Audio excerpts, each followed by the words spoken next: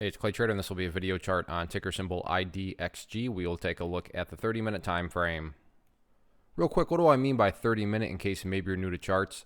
Instead of each one of these candlesticks representing 1 day's worth of price action, which is what you would normally see, each one represents 30 minutes. So while this may look like a couple weeks worth of time right here, it's actually just the past couple of days broken down into 30-minute time slices.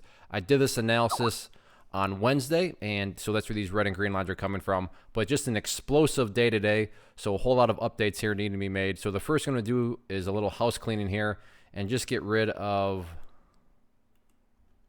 all these lines down here. Yes, they still pertain to the chart, but in the spirit of, from a presentation standpoint of not wanting to have 8 million lines all over the place that can cause clutter and confusion, just want to try to keep this as clean as possible. So that brings about our first update, and that revolves around 22 cents here, which was a level of resistance. But a foundational principle in charting is when levels of resistance are broken and closed above, you want to see them act as support. So 22 cents is now more so that ideal level of support. I mean, hey, Clay, what would make this chart look the absolute strongest going forward? If the price can hold up here above 22 cents, that would by far make things look, the absolute strongest. Now, from the overall perspective, kind of in a very black and white way to look at, the health of the move.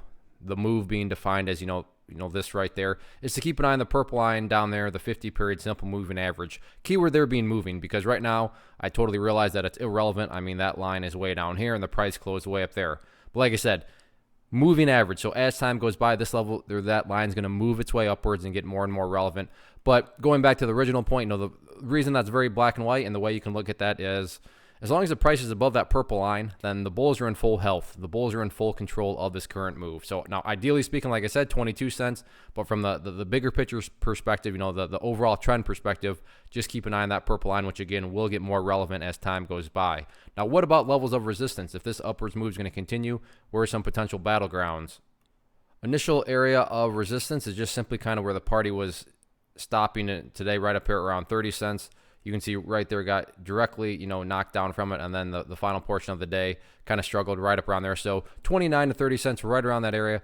That is going to be, the public enemy number one going into tomorrow, or excuse me, going into Monday. But all in all, no doubt about it, very, very nice way to close out the week. So next week should be very interesting.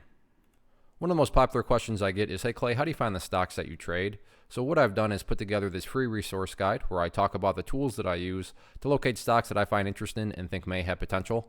So if that sounds like something that could add value to you as a trader, then by all means, click right there to get access to the guide. The guide itself is very short and to the point, and like I say, it is free. Thanks for watching. Have a great weekend.